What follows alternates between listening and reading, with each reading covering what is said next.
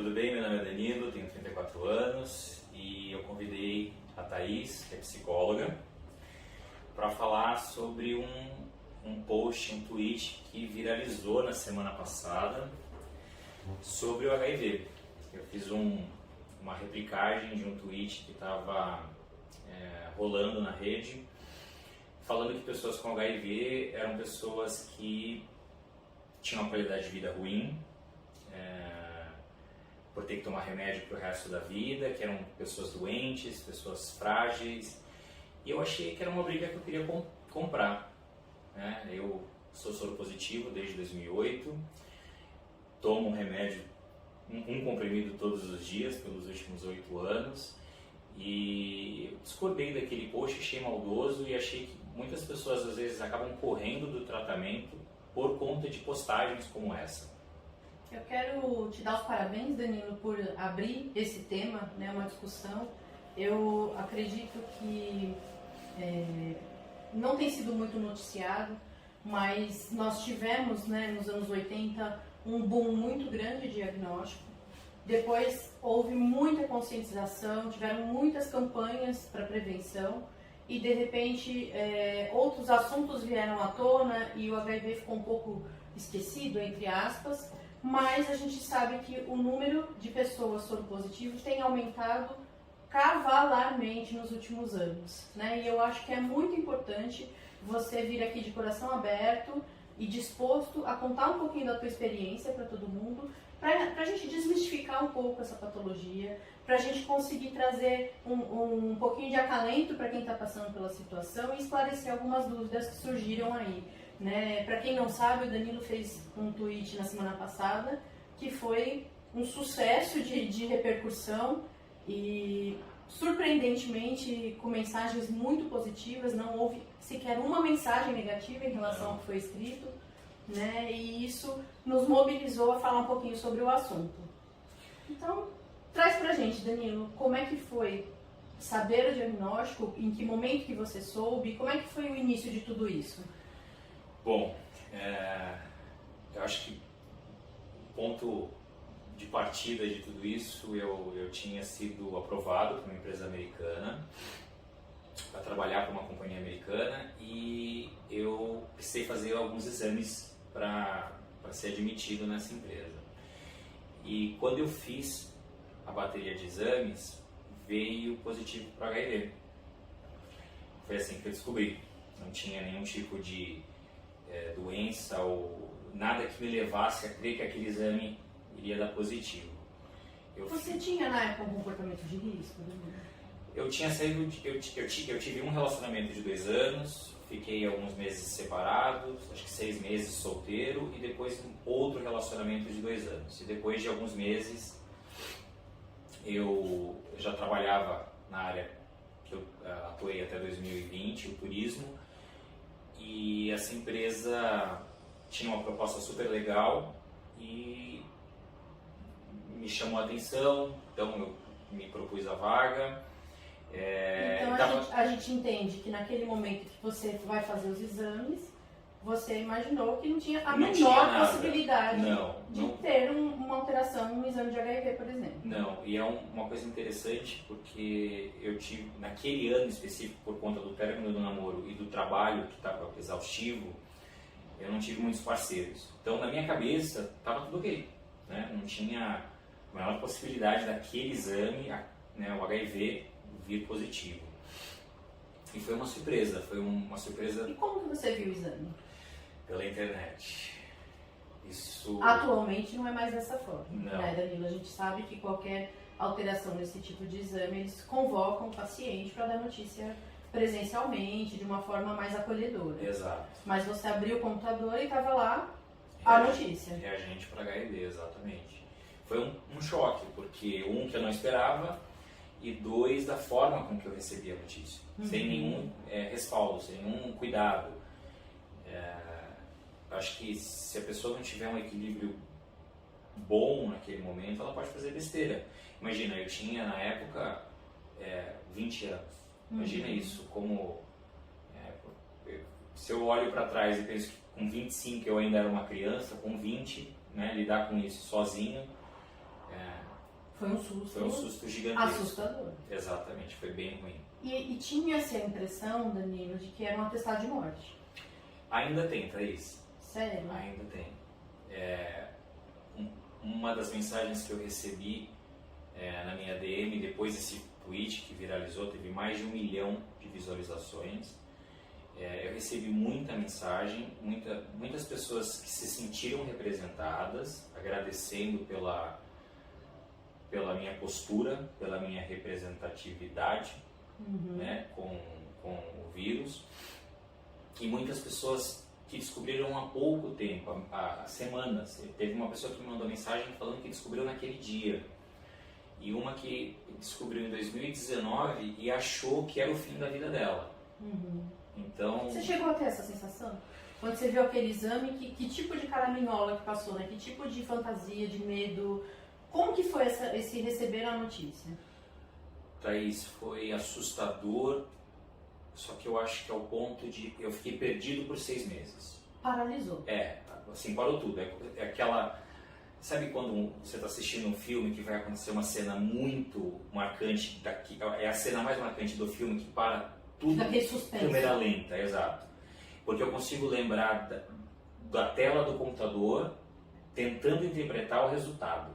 Ou seja, era tão ruim na época você receber esse exame dessa forma, porque eu lembro muito de olhar fixo para a tela do computador e tentar interpretar. Como se você não estivesse entendendo nada do que estava escrito E ali. estava muito fácil, tanto que eu tive que ligar para o laboratório e conseguir com que o médico do laboratório explicasse o que eu já tinha entendido, né? Então, veio aí A primeira negação. a primeira negação. Que é a primeira etapa que a gente passa com qualquer notícia inesperada. Exato. Foi, não é possível, deve ter um erro. Vou refazer o exame. Vou refazer, eu tive que refazer.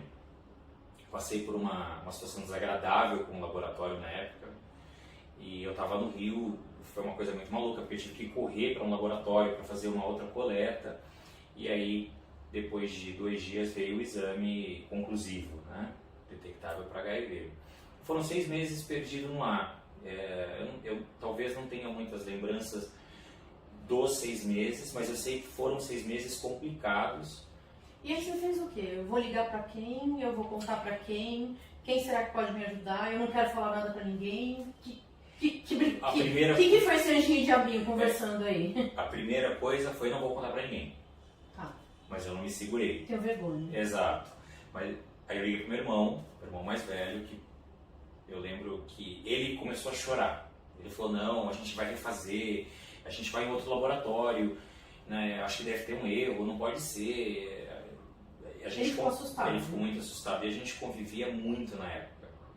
Então, na cabeça dele, aquilo era um erro. E por telefone foi meu irmão e pessoalmente foi meu avô, que na época tinha 83 anos. Que interessante, né, É. Danilo? Porque o teu avô, com a idade que ele tinha, ele vivenciou todo o início do HIV, que de verdade foi muito assustador. Sim. Né? A gente perdeu muitas pessoas queridas, então, assim, né, cantores e artistas que quando declaravam que estavam com HIV, já estavam com outras doenças oportunistas e perdiam a vida rapidamente e que não tinham o recurso de tratamento que se tem hoje, né? Então, teu avô acompanhou todo aquele início. Eu imagino o susto também que ele não deve ter levado. Eu lembro do momento, da situação de estar com ele no carro, contar para ele, e foi surpreendente, Thaís, porque ele falou assim para mim: hoje não é mais uma sentença de morte, tem tratamento. E eu lembro das palavras assim: escolha bem para quem você vai confidenciar isso. Tá. Meu avô foi muito importante na minha vida, não só na questão do meu resultado do HIV, mas também da minha orientação sexual, que foi a primeira pessoa que também soube que eu era gay, que me recebeu na casa dele. Eu, de fato, venho de uma família muito acolhedora, uma família que está sempre com os braços abertos. Isso foi o recurso que você encontrou na época, Danilo? Eu Nesses acho que 6 sim. meses aí, eu entendo que foi um período de reflexão, um período de reclusão, onde você repensa muitas coisas da vida, né? Um moleque de 20 anos Uma criança. que se depara aí com algo em que você vai ter que ter atenção para o resto de sua vida, né?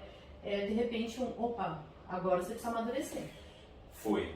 E foi na família e em alguns amigos que eu achei o conforto e o acolhimento que eu precisava.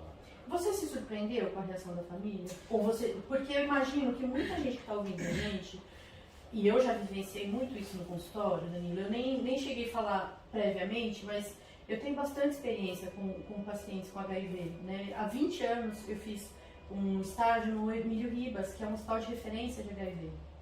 E eu acompanhava muitos pacientes lá, que era um outro momento totalmente diferente, porque foi antes do período onde o SUS disponibilizou um tratamento gratuito com os medicamentos e onde começou, em 96, que começou a escalada, né, de muitos medicamentos mais específicos, né? Então, 2001, que foi o período que eu estive no Emílio Ribas, era o início do sucesso dos tratamentos, né? E eu via lá, né, muitos pacientes relatando em que tinha medo de contar para a família e que às vezes se surpreendia positivamente e às vezes o contrário. Muita gente que esperava que a família fosse acolher e fosse ser muito receptiva, levava uma exclusão, se sentia o preconceito enraizado ali dentro do núcleo que estava vivenciando. Você se surpreendeu? Quando você resolveu contar para a família, você esperava a reação deles dessa forma? Eu acho que sim, Thaís. A minha família é muito amorosa, é muito carinhosa e uma família que sempre me apoiou em tudo, né? Eu contei que era gay com 15 anos. E as pessoas, acho que todo mundo da minha família, quando eu contei, assim, ok, né? Não vai mudar nada, não faz diferença. Então acho que eu não esperei por nenhuma situação diferente do que aconteceu. Eu contei esperando o apoio e tive o apoio de todo mundo e de muitos amigos na época. E aí esses 6 meses foi um período onde você já aderiu ao tratamento, foi um período de fechado para balanço, deixa eu pensar aqui que eu preciso fazer, como é que foi isso? Fechado para balanço, foram 6 meses. Eu acho que de relacionamento eu fui um pouco mais, sozinho. Mas eu acho que é o segundo medo que aparece logo depois que você tem o diagnóstico, da rejeição. Tá. Porque isso está altamente ligado ao eu nunca preconceito. mais vou me relacionar com mais ninguém. Exato. Né? As pessoas não vão querer nunca Não mais vão estar querer. próximas. Exatamente. Eu acho que foi o segundo pensamento que eu tenho muito claro dentro da minha cabeça, né? Como é que vai ser contar isso? Como é que vai ser conhecer alguém e talvez ser rejeitado por isso? E aconteceu uma vez, né? Eu não sei se pela forma que eu passei a informação ou se a pessoa também não conseguia lidar com aquilo. E como que é uma forma de contar essa informação, Danilo? Porque todos os pacientes que eu atendi tinham essa dúvida. Em que momento que se conta? Como que o parceiro vai reagir? O que eu preciso esperar da reação do parceiro? Né? Como que é essas angústias aí relacionadas especificamente ao relacionamento amoroso? Thaís, eu acho que isso é muito individual.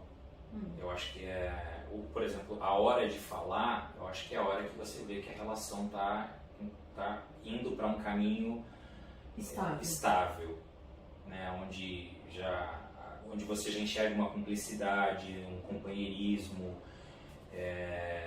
Eu conheço pessoas que contaram antes de dar um beijo. Eu tenho um relato de um amigo que conheceu na balada, foi dar um beijo e aí eles começaram... Já se antecipou. Exatamente. E conheço pessoas que ficaram meses até conseguir ter força para contar. Tudo isso vai do apoio que você tem, né? Eu passei por isso 3 vezes. Então eu passei a primeira, aonde eu já fui rejeitado de cara. A segunda, que a pessoa precisou entender. E a terceira, que é com a pessoa que eu estou até hoje, meu marido. Nós somos casados, daqui a alguns meses a gente... Seu marido também é HIV positivo? Não, nós temos uma relação soro-discordante. E o que é isso? Conta um pouquinho para quem está ali, né? Porque existe esse estigma, né? A partir do momento em que você tem esse diagnóstico, você só vai poder se relacionar sexualmente com alguém que também tem? Né? Existe essa dúvida? Existe, né? muito comum. Como que é isso? Você e seu marido são soro-discordantes. E não por isso vocês deixam de ter relações. Exato. Nós nos conhecemos e quando rolou o assunto namoro, né, no pedido de namoro... A hora que ia engrenar algo mais sério... Isso, a gente sentou, eu lembro como se fosse hoje. a gente sentou para conversar, falar que as coisas estavam caminhando para um caminho de uma relação, uma construção, exatamente. E eu falei, tá bom, eu acho que antes da gente começar a namorar, você precisa saber que eu sou soro positivo. E ele falou, não tem problema, não, pra mim não vai ser nenhum empecilho. E foi muito marcante a forma com que ele respondeu, o carinho, o cuidado. Ele é médico e depois de um tempo ele acabou, quem faz os meus pedidos de exame, dos meus medicamentos, exatamente. Me conta um pouquinho sobre isso, Danilo. Qual que é a rotina, né? Para quem descobriu agora o diagnóstico e não sabe, tá perdido ali, né? Eu não sei o que fazer, eu não sei como que vai ser as etapas, o que recorrer, né? Existe uma periodicidade de acompanhamento, existe por quanto tempo, por exemplo, o SUS libera a medicação, como que é, burocraticamente falando, como que é cuidar do HIV? Então, vamos lá. Eu descobri numa época que você testa positivo, faz o exame de CD4 e carga viral. Com o CD4 no valor de referência, ou seja, no valor igual de uma pessoa não positivo, você não começa o tratamento. Então iniciava o protocolo. Exato. De tratamento. Exatamente, isso começou em 2011. Tá bom. Então você faz esses exames de 3 em 3 meses, CD4 carga viral, CD4 carga viral, e aí o infecto que determinava o momento de você começar o tratamento diante dos exames. Certo. Hoje o procedimento é diferente. Quando você testa positivo, você já começa com o tratamento. Eu lembro que quando eu tomei o remédio pela primeira vez, 2013, em 2 meses eu já estava com a carga indetectável. Foi muito rápido. E o procedimento você tem a guia do infectologista te encaminhando para o Sistema Único de Saúde, que são os CRTs, são os únicos autorizados a disponibilizar esse medicamento. Né? E é um medicamento que não falta. Que não falta, nunca faltou. Gratuito. É gratuito, nunca faltou. Eu acho que é muito importante a gente ressaltar isso, Dani, porque muitas pessoas falam assim, mas eu não vou ter condição de dar conta de um tratamento do HIV. Né? Se existe uma patologia em que o SUS é muito preparado para atendimento, é para o HIV. Né? Existem centros de referência, o Brasil é um país riquíssimo no estudo da medicina, riquíssimo em estudos pioneiros de tratamento, né? E o SUS ele veio com muita força para dar conta de disponibilizar esses medicamentos. Não é um único tipo de medicamento, que fique bem claro. São 14. Né? São 14 tipos de medicamento e combinações possíveis para você fazer um tratamento para quem é soropositivo. E cada organismo vai reagir de uma forma. Sim. O Danilo, já de cara, o primeiro medicamento que te foi disposto já conseguiu zerar a tua carga viral. Foi isso? Exatamente. Ficou indetectável. E você tem o que de efeito colateral? Zero. Nunca tive. E é uma das coisas que eu mais temi do momento que eu tive o diagnóstico até pegar o remédio. Como que eu vou tomar? O que eu vou sentir? Como é que eu vou fazer para tomar hoje que eu resolvi dormir fora? Isso tudo passa pela cabeça. Vão me perguntar, né? Exatamente, o que é isso? E foi muito tranquilo, eu não senti nada, não tive nada, muito rápido o remédio zerou a minha carga viral. Uma coisa para ressaltar também eu nunca tive nenhum oportunista.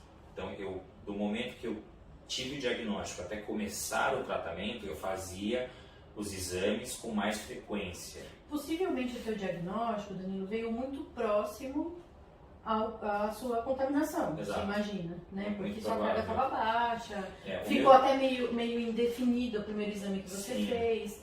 Né? Então a gente imagina que você já iniciou um tratamento bastante precoce aí, quando você já recebeu o diagnóstico. Sim. O que é fundamental para o sucesso, Danilo. Eu acho importante você ter falado isso, né? Os exames de rotina estão aí. E essa é a grande ferramenta que a gente tem de controle sobre a nossa saúde, né? E não é só em relação ao HIV, em relação a tudo. Né? Às vezes você tem um jovem que tem um colesterol alterado, que tem um diabetes, que tem alguma outra patologia que não sabe, que não tem conhecimento. Sim, sim. Né? Então, os exames de rotina e o monitoramento são muito importantes. Sim, muito, Thaís. E o impressionante, né, dessa questão é o cuidado do SUS com o paciente. Então, eu lembro de quando eu fiz o exame, eu fiz no CRT da Santa Cruz, que eu acho que é o principal. É o principal. E eu não fui buscar no dia que eu tinha que ter ido buscar. Eles mandaram um telegrama para casa. Entendi. Eu lembro disso. Para ter certeza de que você ia ter uma adesão àquele tratamento. Exato, para receber o exame. Isso. Não foi nem para pegar o medicamento, mas era alertando que os exames já estavam disponíveis e que eu precisava fazer o retorno com o médico. E quando você chegou no retorno, tinha alguém específico para te dar o resultado? Como é que foi? Sim, um médico me recebeu, me explicou como é que funcionava e me encaminhou para um local que era mais próximo da minha casa na época. E foi aonde eu fiz um acompanhamento que talvez tenha mudado toda a minha história com HIV, que foi um acompanhamento com uma psicóloga. Do próprio sistema de saúde ali. Exatamente. Eu passei com ela por um período de, acho que talvez uns 6 meses, e aí depois eu fui para uma psicóloga particular. Mas foi quem me deu os direcionamentos. Todo o suporte para onde ir.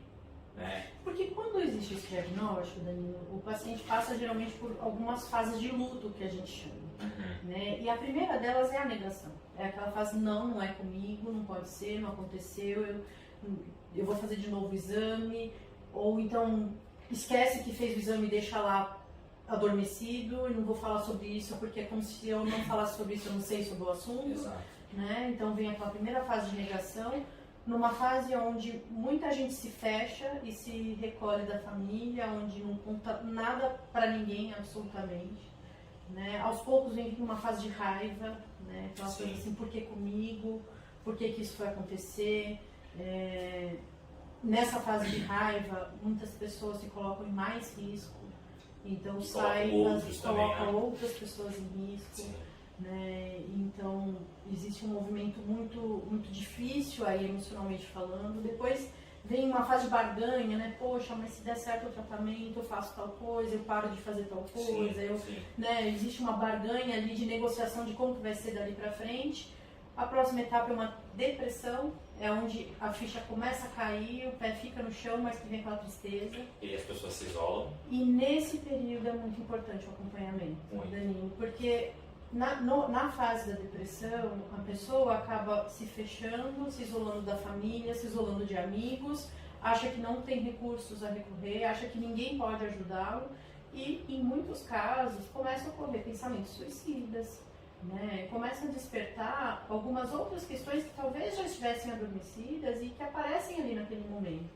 Né? E muito paciente chega a pensar em se matar, né? Para se livrar dessa dor, para se livrar desse diagnóstico. E a gente precisa contar para essas pessoas que existe alternativa. Né? Existem tratamentos, existem equipes extremamente preparadas para o acolhimento. A próxima etapa que chega é a aceitação. Na fase da aceitação, Danilo, é quando o paciente de fato entende tudo isso que passou, consegue superar um pouco aquela tristeza que veio em cima do diagnóstico e ele passa a aderir ao tratamento. É o momento onde ele está pronto para conseguir escutar com o ouvido aberto sobre o que o médico está contando e saber a importância de tomar o medicamento, saber a importância de fazer um monitoramento frequente, tanto de exames quanto de retorno médico. Né? E que com o tempo você diminui a frequência do retorno no médico, uma vez que você adere ao tratamento, ao esquema medicamentoso. E que entende o remédio bom para você. Exato. Eu, por exemplo, faço hoje 3 vezes ao ano, né, o exame de carga viral e de CD4. Há 8 anos que eu faço 3 vezes ao ano, eu nunca tive nenhuma surpresa e é super tranquilo. Inclusive, a interação com o meu organismo foi muito boa, até no sentido de não ter aumentado meu colesterol, que às vezes acontece dependendo do esquema que você inicia. Eu não tive nenhum tipo de problema que Nenhum efeito o que eu colateral precisasse decorrente. voltar com mais frequência no médico. Certo. Então, de novo, um ponto para o SUS. Eu vou, o remédio está sempre disponível, eu tenho receita para 6 meses, faço 2 retiradas por receita. Os CRTs são extremamente preparados para isso, desde a recepção do paciente até, por exemplo, para acompanhamento de vacinas que são do calendário. E eu sei que esses centros de atendimento, Danilo, eles têm um acompanhamento muito de perto com o paciente. Sim. O paciente que não vai buscar o medicamento, por exemplo, eles tentam entrar em contato para entender o que está acontecendo, Sim. por que ele não buscou o remédio. Eu sei Sim. que tem, tem os psicólogos disponíveis lá para você conseguir fazer todo um acompanhamento aí de suporte mesmo emocional, para lidar com o diagnóstico, para lidar com o tratamento. É muito importante a gente reforçar esse apoio. Sim. Né? E que é feito de uma forma muito carinhosa. Sim. Né? Eu tenho uma pergunta para te fazer, porque é algo que eu ouvi muito, principalmente lá atrás, na época que eu estava no Emílio Ribas. Eu ouvia muito se dizer de que o HIV era uma doença homossexual. Você já ouviu isso? Já. É como se fosse uma sentença, né? É o preço que você está pagando por ser Isso. homossexual. Já escutei e... O que, gente, de verdade, é triste. não faz o menor sentido. É muito triste. Thaís, olha que louco. No CRT, a primeira pessoa que eu conheci foi uma senhora de 60 anos. Homossexual? Não. Não era. E ela que me deu força para voltar. Por quê? Eu fui no CRT para poder fazer o cadastro, para ter o acompanhamento com a psicóloga do CRT. E eu conheci essa senhora numa conversa, num bate-papo, e ela, para me ajudar a aderir ao tratamento, ao acompanhamento, ela marcou comigo um encontro no CRT. Ela falou, olha, eu vou voltar daqui uma semana, vem aqui, no dia da consulta eu venho te encontrar para a gente tomar um café. Ela fez isso comigo durante uns 3 meses. E ela pegou do marido. E fazia tratamento já há muito tempo. Quando eu estagiei no Emílio Ribas, Danilo, a gente via muitos casos assim. E eu acho importante a gente falar desse cuidado. Né? Os exames com frequência são muito importantes. A prevenção é muito importante. A gente entende que a partir do momento que você tem um parceiro fixo e que existe uma cumplicidade e que existe uma fidelidade entre o casal, é possível deixar de usar o preservativo? É possível. Faça o exame previamente. Sim. Né? Façam os exames, entendam que tem uma janela de 6 meses de imunidade. Então, assim, faça o exame, daqui 6 meses refaça. Deu tudo bonitinho, tá? Nenhum dos dois é soro positivo. Existe a possibilidade de parar de usar o preservativo. Sim. Né? Desde que a relação não seja aberta e que não existam terceiros envolvidos, porque aí o risco volta a ser iminente. Não é? Eu sou sempre a favor da prevenção, Danilo. Eu acho que no Brasil, agora está mudando um pouquinho essa mentalidade da medicina curativa. Thaís, uma coisa que uma das mensagens que eu recebi nessa semana, por conta da forma como o post foi viral, me perguntando qual é a fórmula para voltar a ter uma vida normal com um relacionamento. Talvez eu não tenha muito arcabouços para isso, porque eu tenho uma relação estável há muito tempo. Né? O que a gente pode falar para um soro positivo? Qual é o caminho para a pessoa voltar a ter uma relação legal, saudável? Porque as pessoas me perguntam muito isso. Nossa, eu descobri, teve uma mensagem que a pessoa descobriu há 10 anos atrás e está sozinha desde então. Existe o primeiro passo, né, Danilo, que é aceite a sua patologia. Entenda que sim, seu estado deu alterado e a partir de agora precisa de um cuidado. E aceite as condições. Né? A partir do momento, como você me falou, faz 8 anos que você toma o seu medicamento e há 8 anos é indetectável o vírus. Né? A partir do momento que você adere bonitinho ao seu tratamento, adere ao acompanhamento médico e você se sente seguro e bem com você mesmo, você dá abertura para que alguém que se aproxime de você também se sinta bem e seguro. Sim. Saiba que é possível que a pessoa leve um susto? Sim, é possível. Né? Nós levamos. Sim, todos nós levamos. levamos. Nós levamos. A gente que recebeu o resultado levou. Exato, né? Então, entenda que talvez precise de um tempo de amadurecimento da informação e juntos entenderem como que é que vai ser o cuidado necessário, como que vai ser o relacionamento aí para que eu não exponha o outro ao risco. Você me disse que está casado há 8 anos e o seu marido é soro negativo. Exato. Né? Seu marido não tem o vírus. E isso é um sucesso de tratamento, né? Sim. A sua adesão, a sua carga viral sempre baixa, os cuidados que vocês mantêm para que ele fique fora de risco são importantíssimos para dar certo. Então saiba que é possível sim se relacionar, é possível sim ter relações sexuais sem que você transmita para o seu parceiro. Exato. Ou parceira. Exato. Né?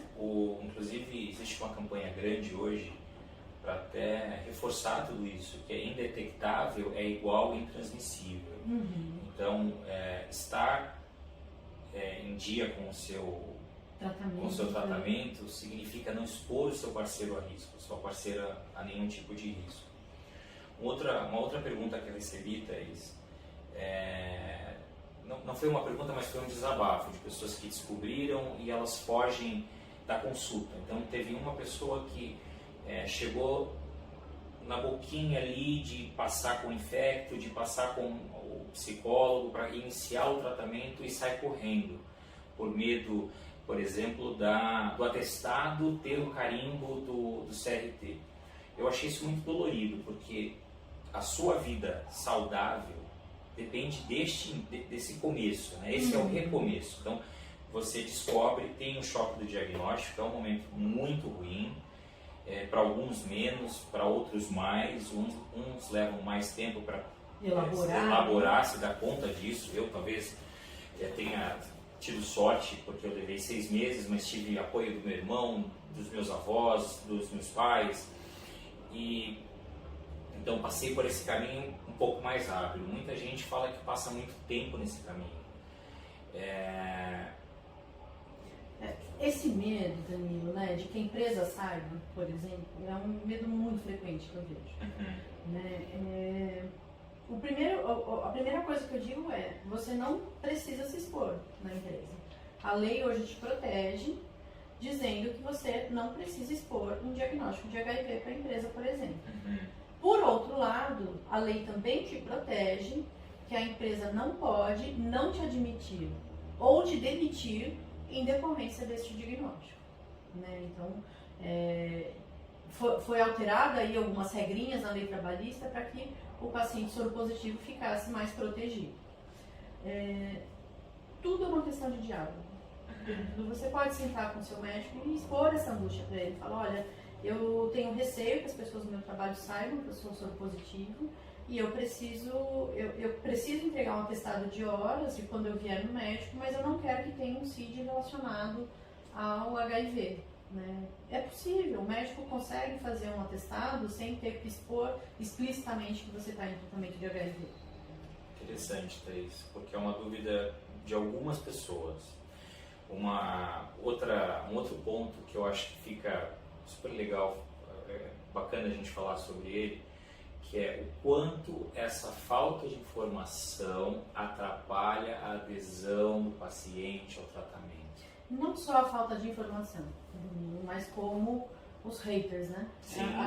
Aqueles posts recriminando, julgando, colocando lá para baixo, apontando como se assim, tá vendo o preço que você pagou pela sua irresponsabilidade, né? Então, eu acho importante a gente dizer que este tipo de comportamento repulsivo, ele faz com que muitos pacientes estejam nesse caminho da escuridão, de se esconder, de não querer falar para a família, de não querer expor para as pessoas mais próximas. Isso atrapalha muito a adesão aos tratamentos, porque a partir do momento em que a pessoa adere ao tratamento, ela fica de uma certa forma mais vulnerável, mais exposta. Né? Então, o que eu digo é, tenham muito cuidado com os comentários que são feitos, com os posts que são feitos. Hoje a internet, ela ao mesmo tempo que tem uma agilidade de informação para o positivo, também tem para o negativo.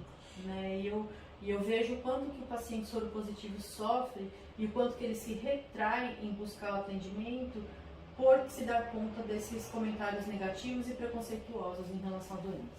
Então, eu tenho uma seguidora que até falou isso, que ela sofre muito com as piadas que fazem no trabalho dela.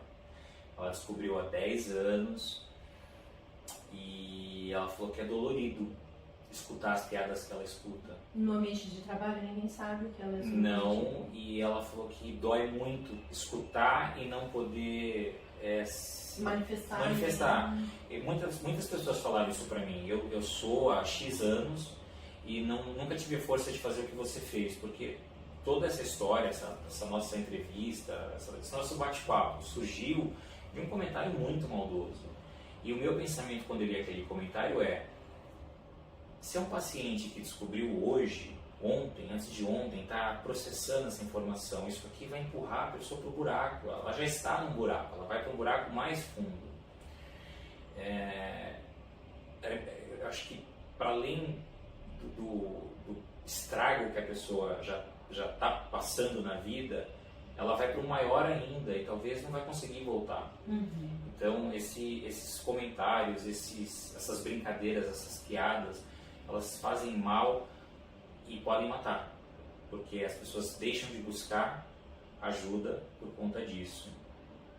E aí ela me pergunta, né, como se colocar, como achar força para poder pontuar que isso não é legal, não tem graça.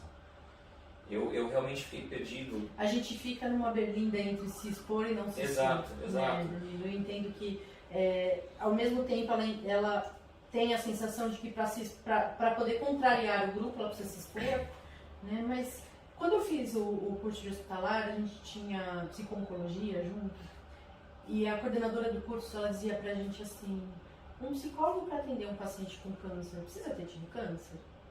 Né? E no intuito de dizer pra gente assim, a empatia, ela vem independente da vivência. Uhum. É claro que você, Danilo, que teve o diagnóstico e teve toda a vivência dentro do diagnóstico, o início de tratamento, o olhar dos outros, o preconceito, é claro que a tua vivência, a tua experiência genuína traz um conhecimento de causa muito aprofundado.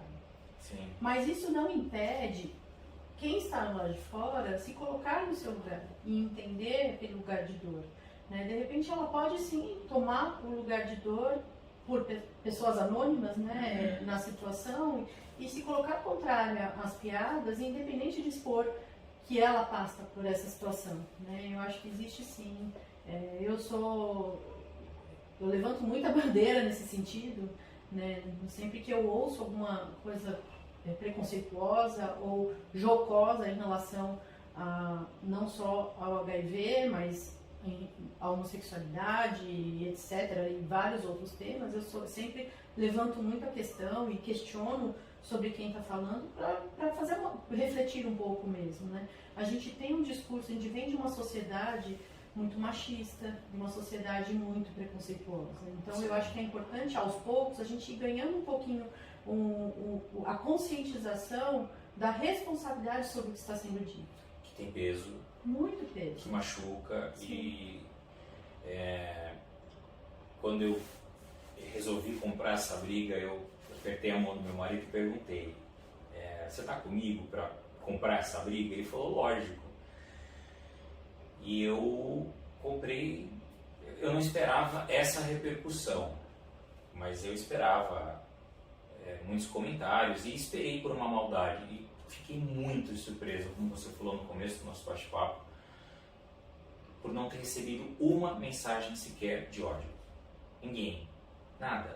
É impressionante. Eu olho a minha caixa de mensagens, até hoje continua chegando mensagem, continua chegando pergunta, continua chegando mensagem de carinho, de apoio, de dúvida, de pessoas que se sentiram representadas, de angústia, é importante dizer, muitas pessoas angustiadas ainda com o diagnóstico, ainda tentando lidar com essa informação, tentando lidar com essa situação, como vai ser o desfecho, mas eu, mais uma vez, muito sortudo, não recebi uma mensagem de ódio, nem de hater, nem de nem me xingando, nada, nada. E se a gente pudesse então fechar, né, o nosso bate-papo de hoje, assim, que mensagem direta você gostaria de dar para todas essas pessoas aí que se sensibilizaram com o que você escreveu e que de alguma forma aí dividiram com você o olhar dela sobre o teu comentário?